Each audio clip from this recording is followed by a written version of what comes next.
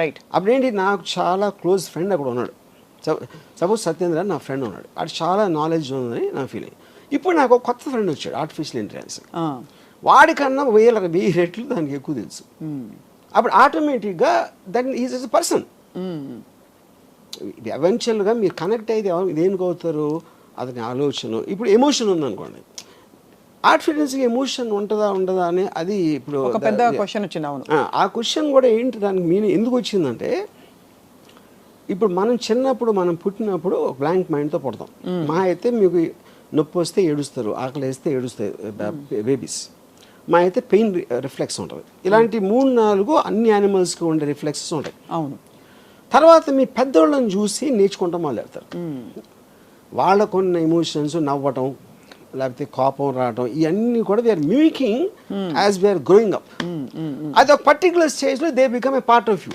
Correct. Which is called programming ఈ టర్మ్స్లో. అవును. Same thing happens to the AI. అది ఎప్పుడైతే దానికి ఒక టాస్క్ ఇచ్చిందో, it will study the person. ఇది ఫలానా ఇది అంటే స్టడీ చేసి అది ఏ లాంగ్వేజ్లో మాట్లాడితే అది పని అవుతుంది. It will mimic the emotion of the thing. అప్పుడు మనం ఒక పర్టికులర్ టైంలో మన ఫీలింగే మన థింకింగ్ అని అనుకున్నది అది కూడా అనుకోవడానికి ఆస్కారం ఉంది అనేది పాయింట్. రైట్. సో అప్పుడు జాఫ్రీ అని Google engineer is called father of artificial intelligence. He actually resigned from the job. He said, I don't want to contribute to something which will destroy the mankind. Do you believe it will? అది point. Common sense, but destroy the man kind is a very అంటే ఆ word definition చెప్పాలి. అవును. మనం ఇంతవరకు అనుకుంటున్నది, ఇప్పుడు for example నేను చాలా ఆస్పెక్ట్స్లో I'm using artificial intelligence, GPT example ఇలాంటివన్నీ.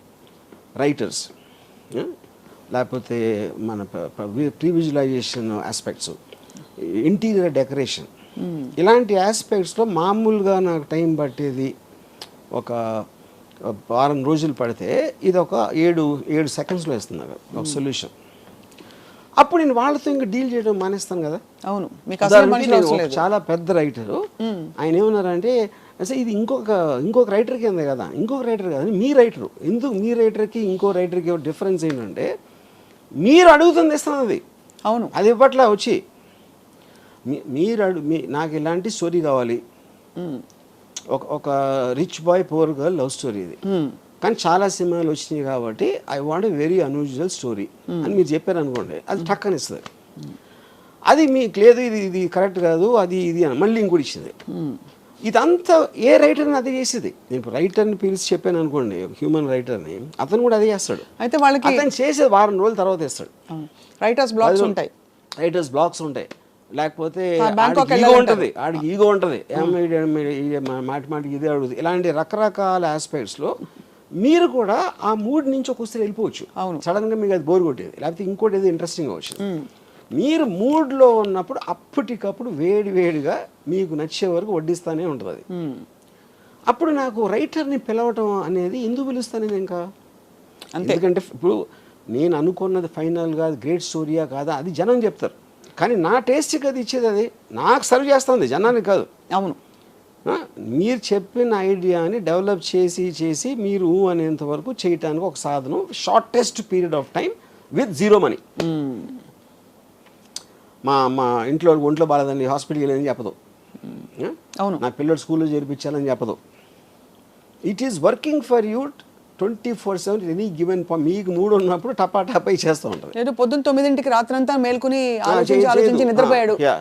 నాకు అర్జెంటుగా ఎంత కావాలి అంత కావాలని అడగదు. అది సో మీ టైం సేవ్ చేసి, మనీ సేవ్ చేసి, ఎఫర్ట్ సేవ్ చేసి, మీరున్న మూడ్లోనే మీ పని సరిపోయేది. మీకు ఇది ఎవరు చేయగలుగుతారు, ఏ మనిషి చేయగలుగుతాడు? మీరు అన్నట్టు స్క్రిప్ట్ వర్షన్ కూడా వస్తుంది. ఇది script version, everything is possible, including screen play. అక్కడ ఏంటి, కానీ మీరు అడిగే విధం ఎలా అడగాలో అనేది తెలియదు. కరెక్ట్. అది ఇప్పుడు ఇంటర్వ్యూస్ ఉన్నాయి, ఇంటర్వ్యూవర్ బట్టి ఉంటుంది, అంతేగాని నాకు ఉన్న నాలెడ్జ్ అదే ఉంటుంది, అవతల వాళ్ళు ఏం అడగాలో అదే ఉంటుంది. అడిగే విధానం బట్టి ఆన్సర్ ఉంటుంది. Same thing will happen with AI. అవును. సో కాబట్టి అయితే మీరు ఏఐ ఈజ్ అ రీప్లేస్మెంట్ ఇంకా దానికి రీప్లేస్మెంట్ ఆఫ్ ఎవ్రీవన్. సో దీని పర్యవసానాలు ఇప్పుడేదో ఒక ఫ్రెండ్ ఫిలాసఫర్ గైడ్ పాప అది హెల్ప్ చేస్తుంది కండిషన్ లేకుండా అని అనుకుంటున్నాం. బట్ ఆర్టిఫిషియల్ ఇంటెలిజెన్స్ వల్ల ప్రపంచం అంతా అసలు మానవాళి నాశనం అయిపోతుంది, మనిషికి ఆలోచించే కెపాసిటీ కూడా చాలా అల్పం అయిపోతుంది అనే ఒక అపోహ, ఆందోళన. అక్కడ ఒక పాయింట్ ఏంటంటే ఇప్పుడు ఒక 40 years బ్యాక్ క్యాలిక్యులేటర్స్ వచ్చినాయి. క్యాలిక్యులేటర్స్ వచ్చినప్పుడు చాలామంది ఏమనేవారంటే అది నువ్వు ఎక్కాలు నేర్చుకోకుండా లేకపోతే బ్రెయిన్ షార్ప్ చేసుకోకుండా నువ్వు మీటర్లు నొక్కేసి ఆన్సర్ వస్తే నీ బ్రెయిన్ అయిపోతుంది అని చెప్పారు. అక్కడ ఉన్న ఫ్లా దానికి దీనికి ఉన్న డిఫరెన్స్ ఏంటంటే ఇప్పుడు మీరు టెక్నాలజీ అడ్వాన్స్మెంట్ అనేది దేనికి రిలేటెడ్, మీ ఎఫర్ట్ తగ్గించి మీ టైం వేస్ట్ చేయకుండా ఫాస్ట్గా వెళ్ళటం అనేది ఎనీ టెక్నాలజీ. అవును, మీరు నడిచి వెళ్తున్నారు, సైకిల్ ఉంటే కొంచెం ఫాస్ట్గా వెళ్తారు, స్కూటర్ ఉంటే కార్ ఉంటే ఇంకా హ్యాపీగా కంఫర్టబుల్గా వెళ్తారు. So every technology advancement is related to reducing your time and effort. Right. Okay, second point ఏంటి, క్యాలిక్యులేటర్ ఉంది కాబట్టి నేను నేర్చుకోవట్లేదు. అప్పుడు నేను మెమరైజ్ చేసుకుని 2 2s 4 3 × 15 45 ఇలాంటి అన్ని బదులు మీ పెద్ద నెంబర్స్ అవ్వచ్చు, చిన్న నెంబర్స్ అవ్వచ్చు, మీ దగ్గరే ఉంది. It's a part of your body actually. అవును, మీ జేబులో ఉంది అది. మీరు బ్రెయిన్లో పెట్టుకున్నారా, గుర్తుంచుకున్నారా, కానీ అప్పుడేంటి ఈక్వలైజ్ చేస్తుంది. ఒకటి మెమరీ పవర్ ఎక్కువ ఉంటుంది, ఒకటి తక్కువ ఉంటుంది. క్యాలిక్యులేటర్ అందరినీ సేమ్ చేస్తుంది. సో మనుషులంతా ఒక్కటే అనే సిస్టమ్ వచ్చింది. అది బేసిక్ సేమ్ థింగ్. ఇప్పుడు ఆర్టిఫిషియల్ ఇంటెలిజెన్స్ కూడా అది చేస్తుంది. ఏం చేస్తుంది అది, నేను ఒక 2 years ఐన్ ర్యాండ్ అర్థం చేసుకోవడానికి నాకు 2 years పట్టింది. ఇది తన బుక్స్ అన్నీ చదివి. నేను అంతా ఒక సారం నా దగ్గర ఉంటుంది. What is the objectivism basic principles అని నేను జీపీటీలో కొడితే నేను 2 ఏళ్ళు అర్థం చేసుకున్నది అది 2 నిమిషాలు ఇచ్చేసి నిమిషంలో ఇస్తుంది. ఆ నిమిషం అందరికీ ఇస్తుంది. ఇప్పుడు నేను పెద్ద పోజ్గా నా ఒక్కడికి తెలుసు ఐన్ ర్యాండ్ ఇంటెలిజెన్స్ అర్థం చేసుకుంది నేను ఒక్కడిని కాదు, అందరూ నేర్చుకోవచ్చు. ఆ క్వశ్చన్ అడగటమే అది. ఆ క్వశ్చన్ కూడా ఏంటి, 10 ఏళ్ళ పిల్లలకు అర్థమయ్యేలా చెప్పండి చెప్తుంది. అదే Ayn Rand philosophy tell me the way 10-year-old can understand అంటే ఆ క్వశ్చన్ ఫస్ట్ ఆఫ్ ఆల్ ఎవడు అడుగుతాడు, దాని దగ్గర ఆన్సర్ ఎందుకు ఉంటుంది అనేది బిగ్గెస్ట్ మిస్టరీ. సో బేసిక్లీ ఏంటంటే everybody is access to everything. ఇప్పుడు డాక్టర్స్కి పెద్ద ప్రాబ్లం ఏంటి, పేషెంట్ ఆల్రెడీ ఆ చాట్ జీపీటీలో అని చదివి వస్తున్నాడు. ఇప్పుడు ఈ డాక్టర్కి తెలియదు, డాక్టర్కి వేరే వేరే పనులు ఉంటాయి కదా, ఈ పర్టికులర్ క్వశ్చన్ తను ఏమో స్టడీ చేసి ఉండడు ఆ టైంలో. చాలా మంది డాక్టర్కి అప్పుడు నాకు తెలిసిన నా కజిన్ ఒకడు డెంటిస్ట్ ఒక పేషెంట్ వచ్చి తను చెప్తే తను ఏదో డయాగ్నోస్ చేశాడు. ఐ థింక్ యూఆర్ కరెక్ట్ అన్నాడు.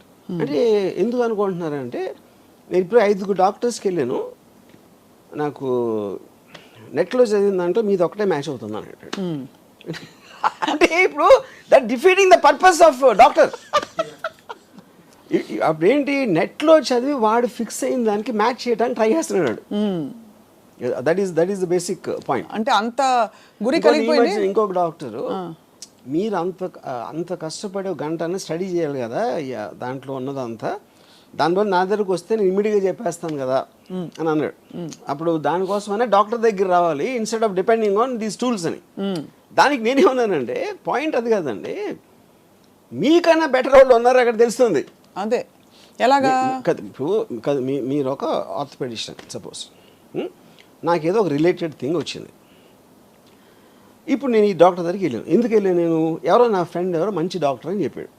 మంచి డాక్టర్ అంటే ఎలా తెలుస్తుంది, ఇప్పుడు మంచి డాక్టర్ అంటే ఆ డాక్టర్ మంచి నాలెడ్జ్ ఉందని. నాకు నాలెడ్జ్ అయినప్పుడు నేను ఎలా అంటాను మంచి డాక్టర్ అని. అప్పుడు ఓకే ఎవరో రికమెండ్ చేశాడు, అప్పుడు ఆయన నమ్మి వెళ్ళాలి. లేకపోతే చాలా ఎలా ఉన్నారండి బాగున్నారా అని చాలా అంటే బాగా మర్యాదగా మాట్లాడితే కూడా మంచి డాక్టర్ అనుకుంటాం. అవును, మీకు ట్రీట్మెంట్ చేసాడు బాగా అయిపోయింది, అప్పుడు మంచి డాక్టర్ అంటాం. కానీ వేరే వాడు చేస్తే ఇంకా ఫాస్ట్గా ఉండొచ్చు కదా, అదే తెలుసు మీకు. అంటే అలా చూసుకుంటే పోతే అది అసలు అది పాసిబిలిటీ లేదు. అప్పుడు ఏంటంటే మనుషులు అన్నాక నమ్మకాల మీద వెళ్ళిపోతారు. అది profession. So are you saying for example profession మంచి డాక్టర్ ఉన్నప్పుడు మీరు ప్లేన్ ఎక్కినప్పుడు పైలట్ బాగానే తోలుతాడు అని అడిగారు ఎప్పుడైనా? అడగలేదు. ఎన్నిసార్లు తోలేడు, ఎప్పుడైనా నేను వచ్చిందా ఆ రికార్డ్ నాకు ఇవ్వండి అని చెప్పి మీరు టికెట్ కొనలేదు కదా. అవును, పాయింట్ ఏంటంటే పైలట్ అని పేరు ఉంటే you will believe that he knows what is job is. Correct. Doctor కూడా అదే, ఇప్పుడు మంచి డాక్టర్ ఒకవేళ ఉంటే మంచి డాక్టర్ అనేవాడు చెడ్డ డాక్టర్ ప్రాక్టీస్ చేయడానికి ఎలా ఎలా చేస్తున్నారు మీరు ఇప్పుడు డాక్టర్కి మీరు ప్రాక్టీస్ ఇచ్చారంటే అతనికి విషయం తెలుసు అని సర్టిఫికేట్ ఇచ్చినట్టే కదా అదే అప్పుడు మీరు దాంట్లో మళ్ళీ మంచి డాక్టర్ చాలా మంచి డాక్టర్ అని మీరు ఏమంటారు దాన్ని డివిజన్ పెట్టుకుంటే మీనింగ్ ఏంటది ఏంటంటే మీనింగ్ మంచి డాక్టర్లు బాగా మాట్లాడతారు, ఇంకా కొంచెం ఎక్స్ప్లెయిన్ చేస్తారు. That is out side the purview of his expertise అంటున్నా. బాగా మాట్లాడేవాడు మంచి ఇంజనీర్ అయినా అది అతని personality not connected to his knowledge. Correct, but that's also evolution with time. ఇప్పుడు ఇదివరకు కంప్యూటర్స్ రోబోటిక్గా మాట్లాడుతుంటే అనిపించేది, ఇప్పుడు అందమైన వాయిస్లు పెడుతున్నారు. ఎలాగా? I'm sorry, I can't answer that. That is the connection advancement of టెక్నాలజీలో. కరెక్ట్, అది సెపరేట్ పాయింట్. ఇప్పుడు నేను why do you come to doctors? No, basically you're saying doctors are replaceable with AI or doctors are no, I think ఇప్పుడు for doctor 5 years medicine MBBS, 2 years post graduation, ఇంకో 2-3 years specialisation. అవన్నీ చేసిన తర్వాత okay body parts ఏం చేస్తాయి, ఏమన్నా చేస్తే ఏం చేయాలి, మోటాగా ఇది తెలిసేది.